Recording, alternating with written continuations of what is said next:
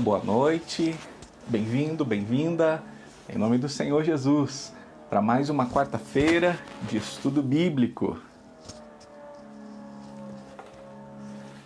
Hoje o nosso estudo bíblico será como estudar a Bíblia, um estudo muito importante para nos ajudar a entender esse livro maravilhoso.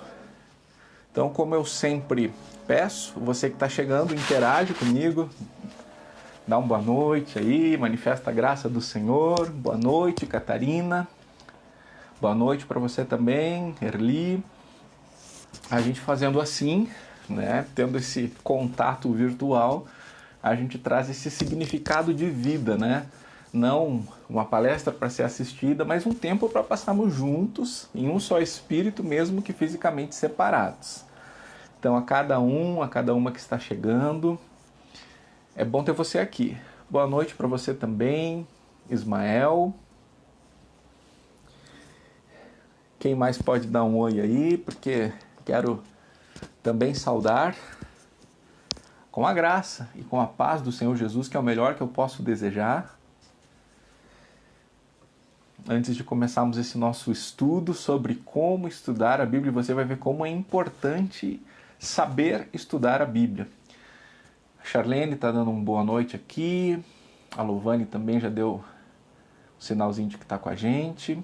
Alguém que está logado com a página da igreja também deu um oi. Várias pessoas têm o acesso à página da igreja, porque várias pessoas colocam ali conteúdo importante, relevante, pessoas da equipe, né? E às vezes esquece de trocar o usuário e comenta como igreja, né? Então não sabemos quem da equipe está ali, mas é bem-vindo. Como é que tá o som? Tá legal? Quero que a gente tenha aí o melhor uso aí da tecnologia para que de fato o conteúdo que nós temos chegue como deve chegar, da melhor maneira possível. Lucas está dando uma boa noite. Também desejo para você, Lucas, uma excelente noite. São 18h03, a gente ainda tem alguns minutinhos para dar esse oi aí. Vamos ver o que a Iraci escreveu aqui. Oi, amados, boa noite, que o Senhor esteja conduzindo esse tempo de comunhão. Amém, Iraci. Que Ele nos conduza. Lovane também colocou aqui um boa noite. Quem mais está aí? Quem mais pode dar um oizinho aí para nós? Lembrando que se você tiver alguma dúvida específica sobre algo que eu for falando, pode colocar aí. Se eu conseguir visualizar a pergunta, eu tento responder na hora mesmo, né? Para a gente ter bem essa característica de estudo. O Ismael está dando um feedback para nós de que o som tá bom. Obrigado, Ismael. Olha só quem está aqui. A Elaine Torres, casualmente mãe da minha esposa Paula. Então minha sogra está com a gente no nosso estudo bíblico. Você é bem-vinda também, Elaine.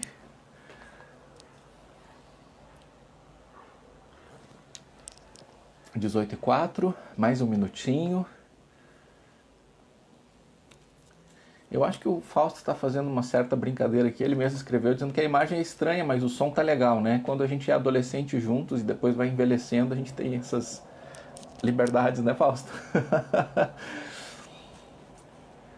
O Gustavo, lá de Erechim, da nossa amada Erechim, nossa amada PIB de Erechim, mandando um oi. É bom ter você aqui, Gustavo. Que bom que você vai passar esse tempo junto aqui com a gente. Então são 18h05. Vamos orar. Nosso Pai, essa nossa reunião online é em nome de Jesus. E nós te agradecemos pela tua presença em cada vida, em cada lar em que há um discípulo teu com fé. O que nós desejamos e precisamos, nós reconhecemos isso, é que o teu Santo Espírito nos dirija aqui, abrindo o nosso entendimento, desenvolvendo em nós todas as potencialidades mentais, intelectuais, o nosso discernimento espiritual, que teu Santo Espírito amplie, aprofunde e nos leve ao entendimento daquilo que o Senhor tem para nós nessa noite. Nós queremos cada vez mais desenvolver e usar o que temos, a mente de Cristo em nós. Obrigado por isso, Senhor, em nome de Jesus. Amém. Muito bem. A Elaine perguntou se é um chá. Sim, é um chazinho misto. Aqui em Caxias do Sul faz um, não vou dizer frio, né? Mas é sempre uma temperatura agradável de Serra Gaúcha.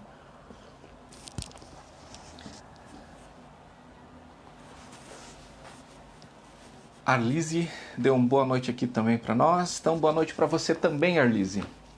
Nós estamos vindo numa caminhada muito legal, olhando para a Bíblia e procurando compreender melhor o que ela traz para nós, o registro maravilhoso da palavra de Deus.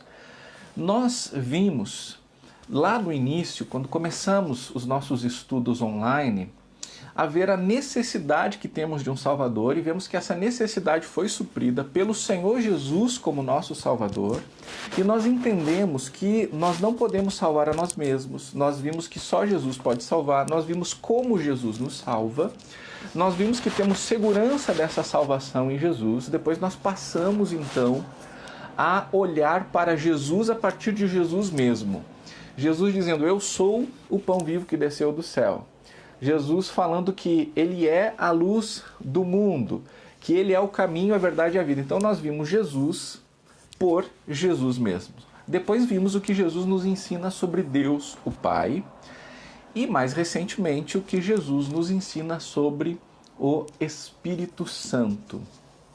Hoje o que nós vamos pensar juntos aqui é sobre como cada um de nós pode estudar a Bíblia. Quando eu era um jovenzinho, vejam só, eu tenho 42 anos, eu já posso dizer quando eu era jovem, né? Ainda é estranho dizer isso, né? Mas eu assisti algumas pregações, ouvi alguns pregadores e eu pensava, como que ele entendeu isso? Eu sempre li a Bíblia e nunca tinha visto isso que estava lá. Aí eu pensava que essa pessoa tinha algo diferente da parte de Deus, que eu não tinha, que eu precisava fazer alguma coisa diante de Deus para então entender aquelas coisas que aquelas pessoas estavam entendendo. Quando na verdade tudo depende da iluminação do Espírito Santo sobre nosso entendimento, mas também da nossa disposição em usarmos todo o potencial que o Senhor nos deu. Ele nos deu uma capacidade intelectual, mas se nós não desenvolvermos essa capacidade intelectual, a iluminação do Espírito Santo, que é plena, fica prejudicada em cada uma de nossas vidas. Então a gente vai ter que entender que existem em nós algumas ações muito importantes na busca por compreender a Bíblia. E isso está acessível para cada um de nós. Não é porque eu sou pastor que eu tenho um entendimento diferenciado das Escrituras. Você, eu, cada pessoa que busca com sinceridade depender do Senhor no entendimento da Bíblia, porque vai depender da iluminação do Espírito Santo, mas também aplicar aquilo que está em suas mãos, que é desenvolver o potencial que Deus deu, para compreender o potencial intelectual. Então isso pode acontecer. Daqui a pouco até a gente vai ver mais especificamente essa importância do entendimento humano aplicado na leitura e no estudo da Bíblia. Tá? Mas eu quero dizer que sem a iluminação do Espírito Santo isso é impossível. Sem o Espírito Santo mostrando as verdades da palavra de Deus, ela simplesmente é um livro como outro qualquer para quem está lendo. Por isso essa dependência do Senhor que nós precisamos. Lá em Colossenses 3, a primeira parte do versículo 16, nós encontramos uma recomendação muito importante. Que a palavra de Cristo habite ricamente em vocês. O que isso significa? Que o que precisa estar em mim é a palavra de Cristo. Quando eu olho para as Escrituras, eu preciso entendê-las como sinônimo de palavras de Cristo, porque Cristo é a palavra viva de Deus. Eu tenho repetido isso durante as semanas, né? João nos diz que no princípio era a palavra, em algumas versões traduzidas por verbo, e a palavra estava com Deus e a palavra era Deus. E aí daqui a pouquinho ele ainda diz o seguinte: a palavra tornou-se carne e habitou entre nós e vimos a sua glória. E aí lá na epístola que João vai escrever, na sua primeira epístola, ele diz assim, nós vimos, nós ouvimos e nós tocamos.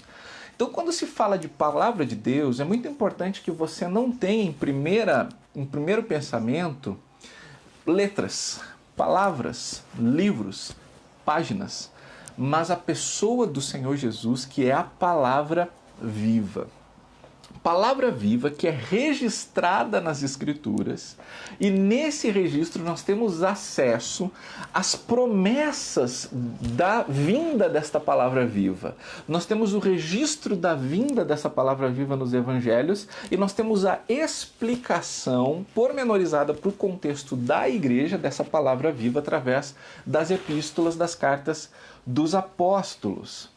Que a palavra de Cristo habite ricamente em vocês. Quando fala habitar ricamente, significa que nós precisamos ter muito. Em geral, riqueza está associada ao muito. Então, muito dinheiro. Mas, às vezes, pode ser um pequeno diamante, mas que tem muito valor.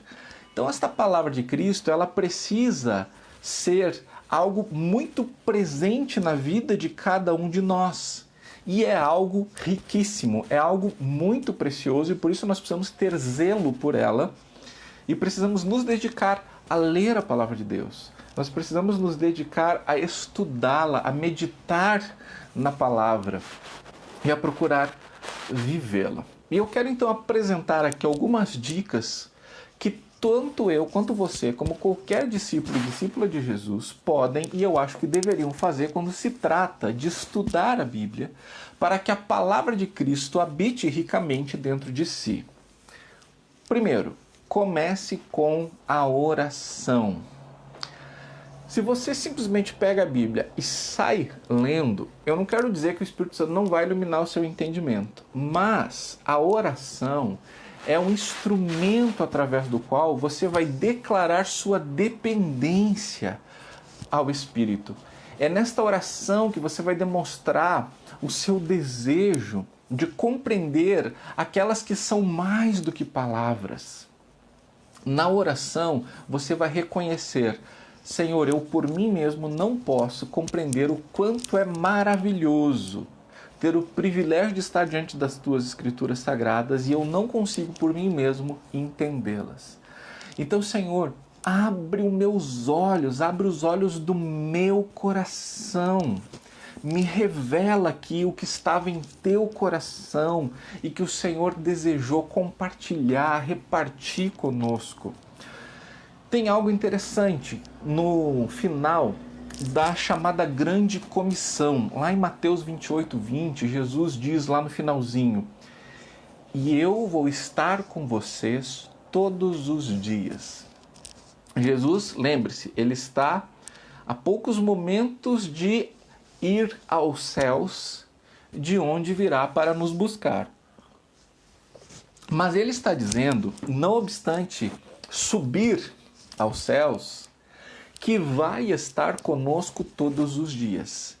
E ele está, de fato, com todo aquele que nele crê, através da vida do seu Santo Espírito em nós. Nós vimos semana passada, lá em Efésios 1:13, que diz que no momento em que nós ouvimos e cremos no Evangelho, a palavra da verdade que nos salvou, nós somos selados com o Espírito Santo. E esse Espírito Santo que habita em nós agora é a presença de Jesus em nós. Então, ele está conosco todos os dias. Então, ele como nosso mestre, nós como seus discípulos, precisamos entender bem essa relação. Olhamos para o mestre e dizemos: mestre, o que significa isso? Muitas vezes Jesus estava falando em parábolas e ninguém entendia aquelas parábolas e os discípulos do mestre perguntavam: o que isso significa? E Jesus explicava para eles a parábola.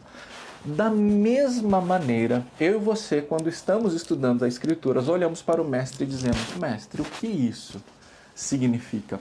São incontáveis vezes os momentos em que eu estou lendo as Escrituras sagradas e não entendo. Então, eu oro mais naquele momento e digo: Espírito Santo de Deus, eu não estou conseguindo entender isso aqui. Eu vou ler de novo, e vou ler de novo, e vou ler de novo, até que o Senhor, por sua graça e bondade, me ensine o que está aqui.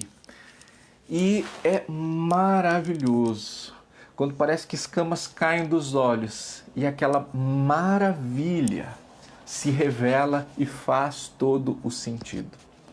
Então você deve ler esta palavra todos os dias, porque lembra dessa recomendação de Colossenses, de Paulo aos Colossenses? Habite ricamente em vocês. Então todos os dias você ora. E você ora antes, durante e depois de ler as Escrituras Sagradas. Martinho Lutero, ele tinha várias práticas que ficaram registradas em relação à sua vida devocional. E ele tinha uma prática de oração, e fazia parte da prática de oração, antes da oração, ler as Escrituras. Mas ler as Escrituras em oração. Então veja como para ele se complementava o ler as Escrituras e orar. Eu oro melhor quando leio as Escrituras. Eu entendo melhor as Escrituras quando oro. Então estas duas coisas devem acontecer juntos. Lembre o que Jesus disse lá em João 14:26. Mas o Consolador, o Espírito Santo, que o Pai enviará em meu nome, esse ensinará a vocês todas as coisas e fará com que se lembrem de tudo o que eu lhes disse. Confie no Consolador. Confie no Espírito Santo. Creia, no momento que você lê as Escrituras, que Ele está interessado na sua vida. Está interessado que você compreenda aquilo que foi registrado na Bíblia. Então o resumo é, vai ler a Bíblia, ora. Ore e peça entendimento. E durante as Escrituras, faça disso um tempo de relacionamento com o Senhor, porque você vai lendo e vai vendo coisas que você fica maravilhado. Então você adora o Senhor em oração, você glorifica Ele por aquilo que você está lendo. Aí você tem alguma dúvida, você pergunta para Ele, Espírito Santo, o que que isso significa? Você lembra de uma pessoa, você intercede, Senhor, que tal pessoa também entenda isso, que tal pessoa também viva isso. Então você faz do seu tempo de leitura bíblica um tempo de ação de graça, um tempo de louvor, um tempo de intercessão, um tempo de discipulado pessoal. Ore. Segunda dica que eu quero compartilhar com você. Entenda o contexto do texto. Olha só o que o apóstolo Paulo diz em 2 Coríntios 1:13. Porque nenhuma outra coisa escrevemos para vocês, a não ser aquilo que vocês leem e entendem. E espero que vocês entendam completamente. Apesar de Pedro dizer que às vezes Paulo escreve algumas coisas difíceis de serem compreendidas e por isso alguns distorcem, o Espírito Santo levou os apóstolos a escreverem o que conhecemos hoje como Novo Testamento de maneira que fosse compreensível. Paulo está dizendo o seguinte, olha, o que eu estou escrevendo para vocês não é em código. E existem alguns métodos de interpretação da Bíblia místicos, né, em que se diz que a verdade está atrás do texto. Então, se ignora o que está escrito ali e se procuram dicas, detalhes sobre um significado místico, oculto, que só os iluminados compreendem. O apóstolo Paulo, ele traz isso, ele faz com que isso caia por terra ao momento que ele está dizendo o seguinte, olha, o que eu estou escrevendo para vocês são coisas que vocês conseguem compreender. Então, por isso eu espero que vocês entendam. Às vezes, os cristãos ficam com medo de não compreender as Escrituras, mas saiba, as Escrituras foram registradas para que você entenda aquilo que está escrito lá. Eu realmente não gosto muito das versões bíblicas que fazem questão de serem eruditas.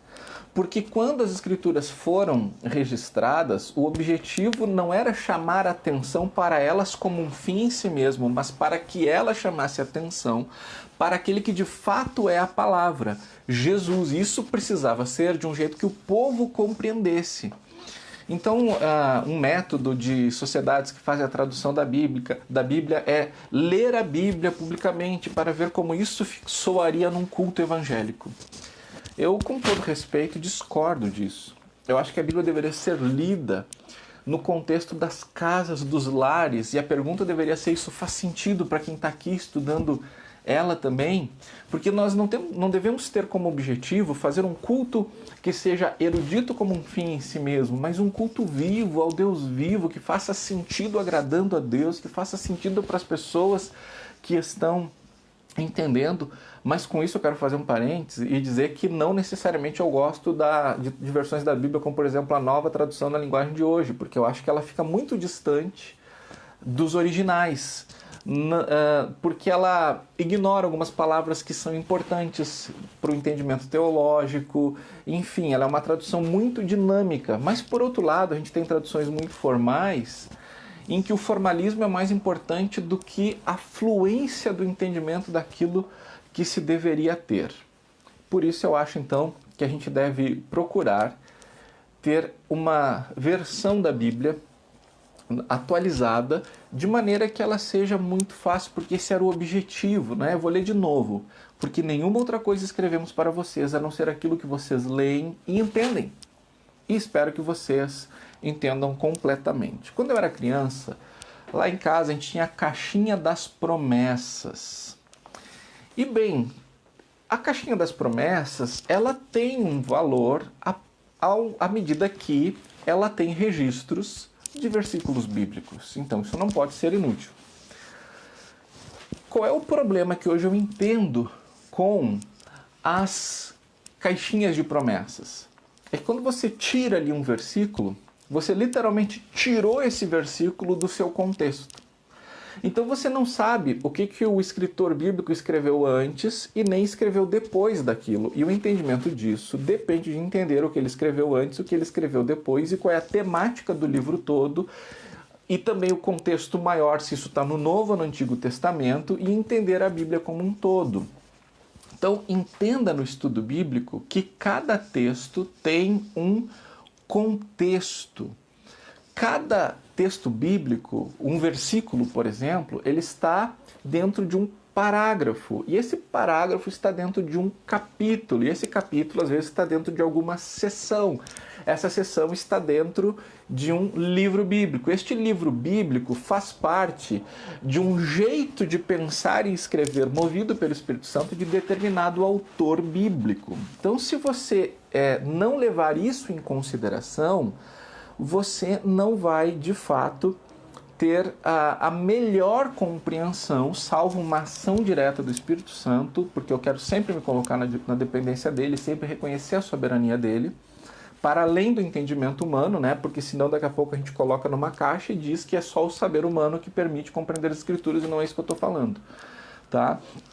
Mas você precisa entender que aquele versículo ele não caiu de paraquedas ali. Aquele versículo faz parte de um encadeamento, de um pensamento que está fluindo ali, que o Espírito Santo está levando o autor, o escritor bíblico, a registrar. Além do contexto textual, existe o contexto literário, ou seja, o tipo de literatura que o escritor usou para expressar aquele sentimento. Então, na Bíblia nós temos uma riqueza de estilos literários.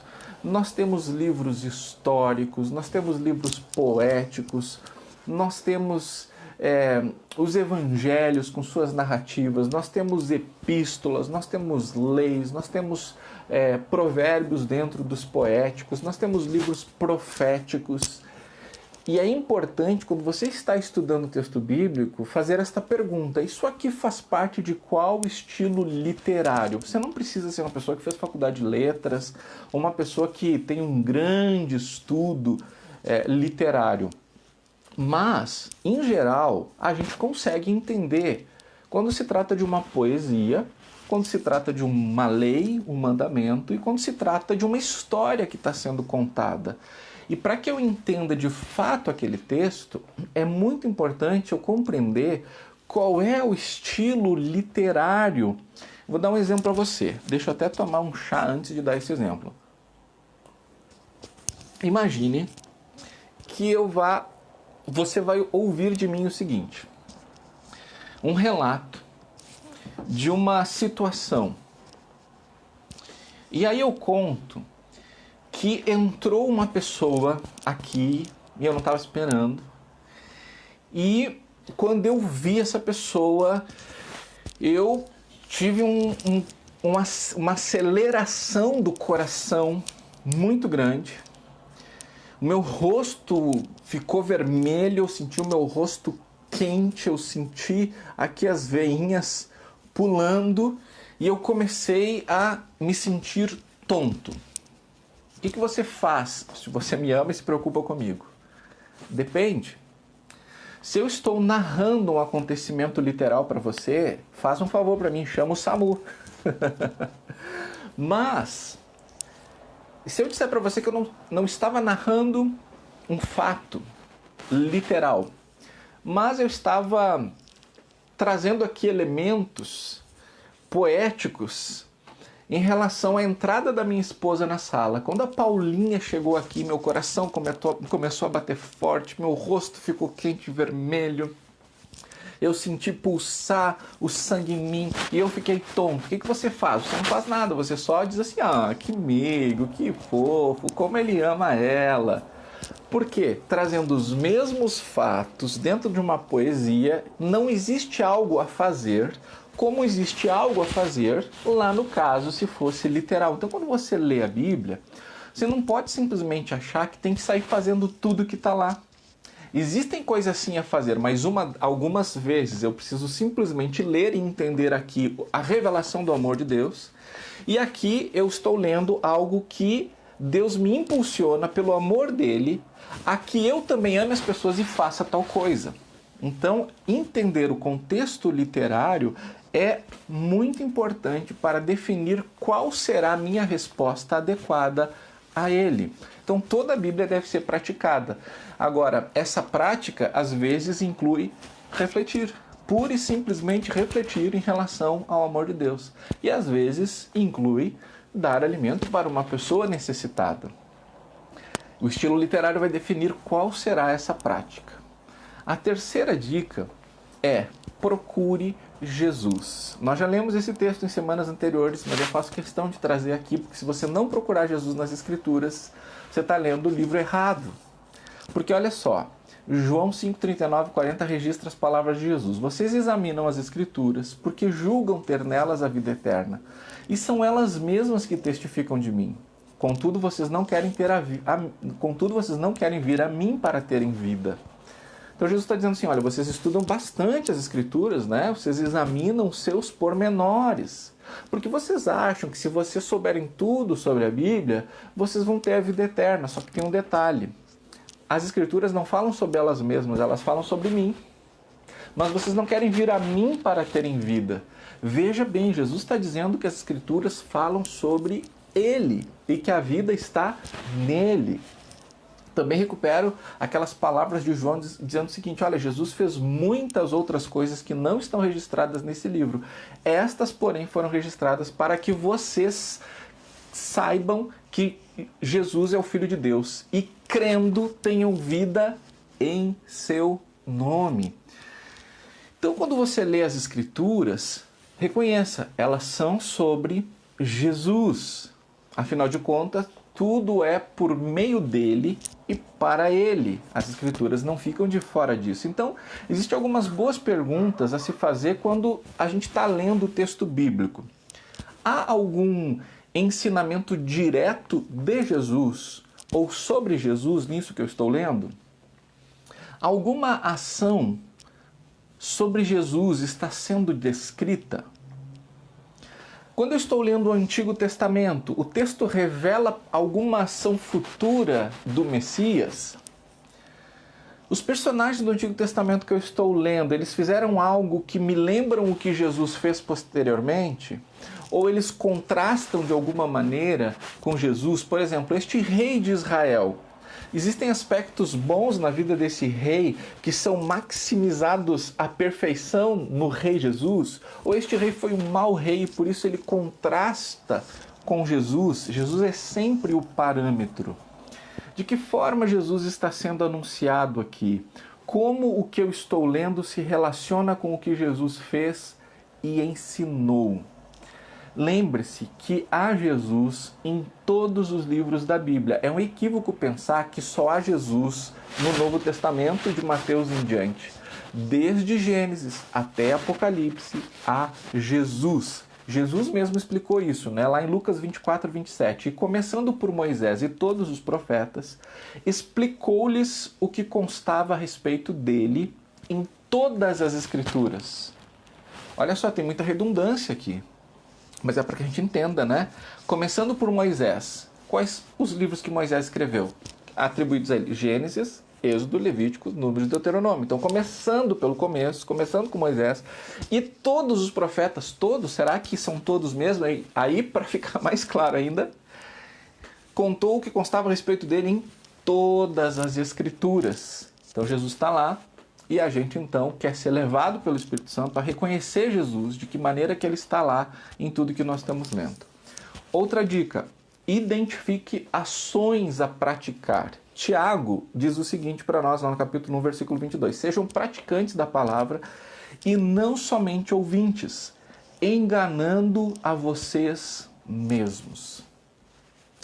Então, conhecer as Escrituras e não praticá-las é um auto-engano. Um auto-engano que custa caro, porque nos dá um ar de que a gente está fazendo a coisa certa. Eu leio a Bíblia, eu estudo a Bíblia na escola bíblica dominical, eu ouço pregações. Mas se isso não transforma a minha vida, se isso não resulta em ações práticas na minha vida, então eu estou me enganando, pensando que eu tenho uma determinada vida cristã que, na verdade, não tenho. Só que é importante entender que, na nossa força, a gente, por nós mesmos, não conseguimos praticar a Bíblia. Lembre que a Bíblia diz, é Ele quem opera em nós, tanto o querer quanto o realizar.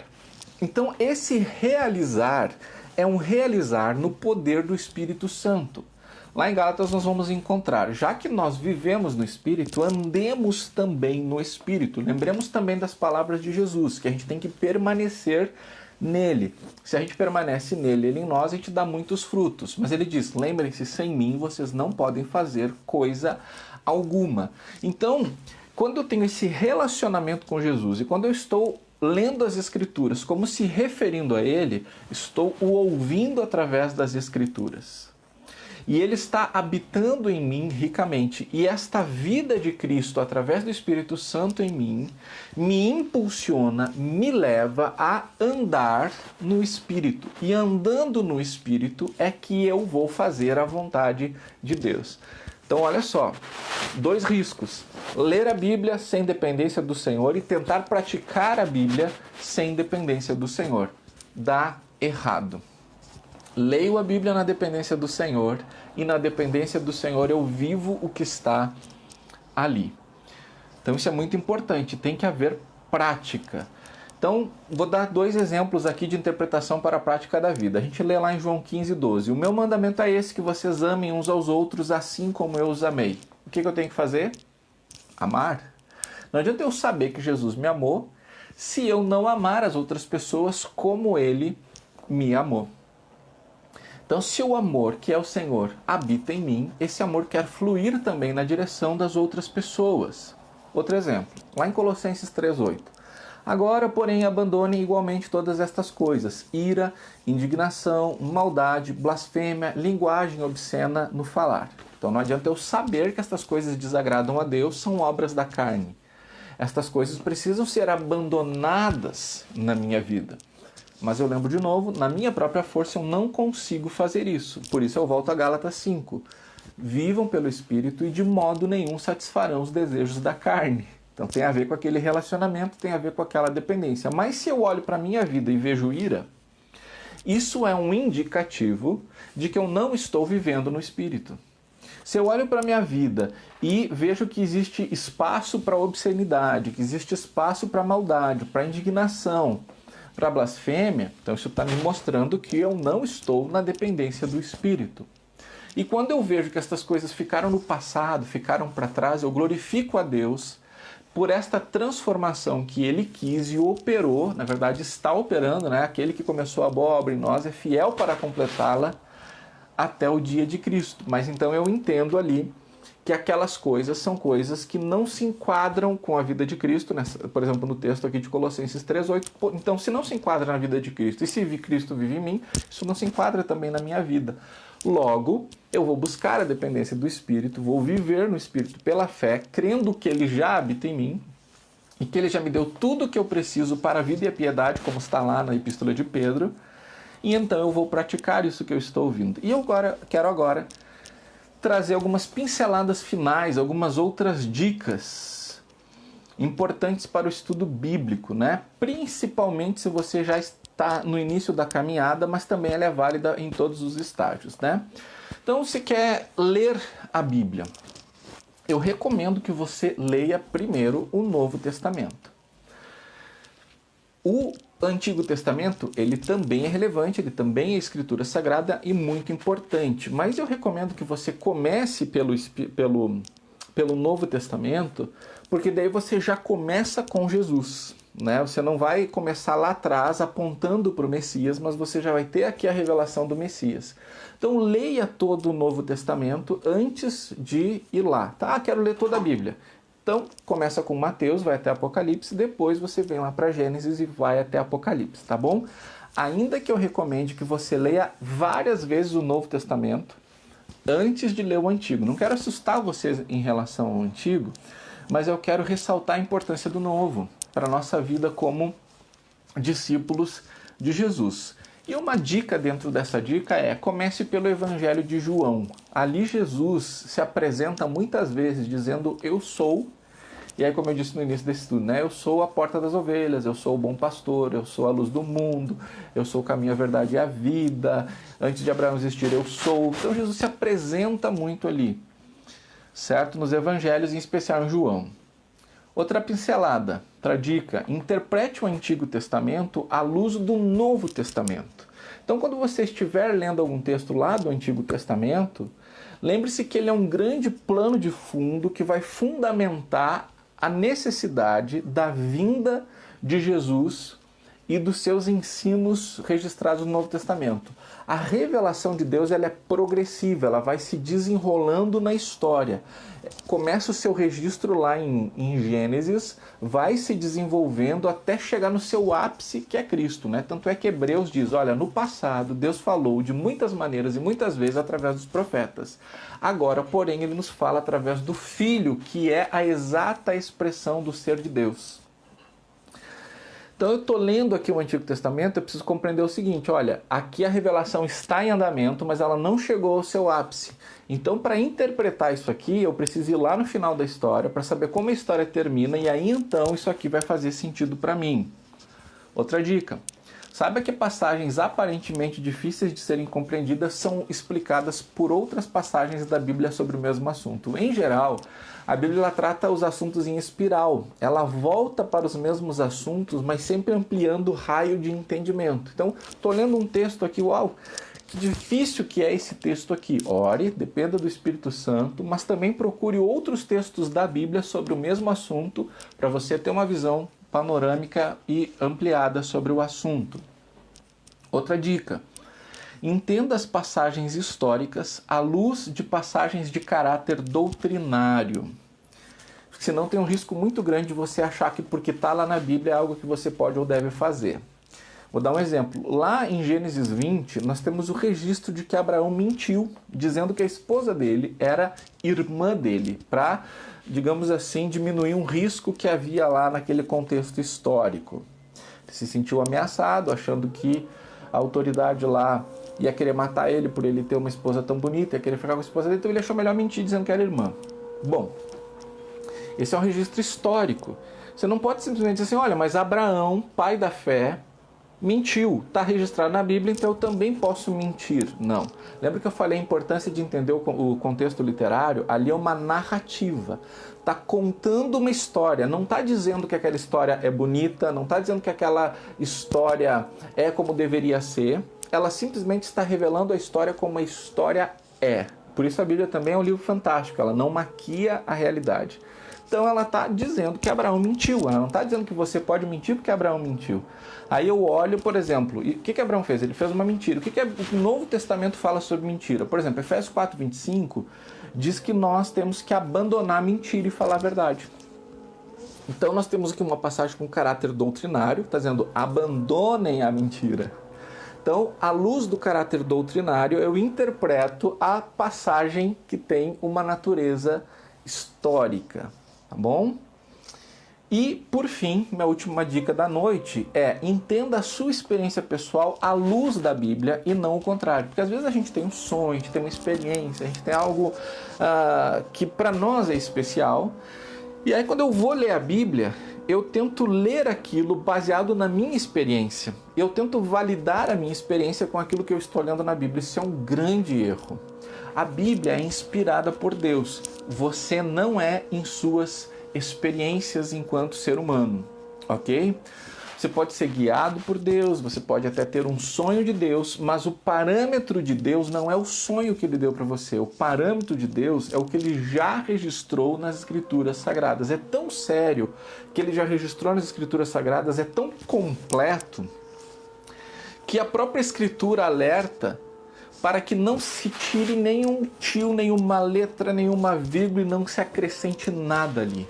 Está completo. Então, Deus não vai acrescentar um entendimento, um sonho para você ou numa experiência para você que Ele já não tenha revelado de forma completa o que deve ser e como é nas Escrituras Sagradas. E com isso eu não quero negar as maravilhosas experiências que nós temos com o Senhor.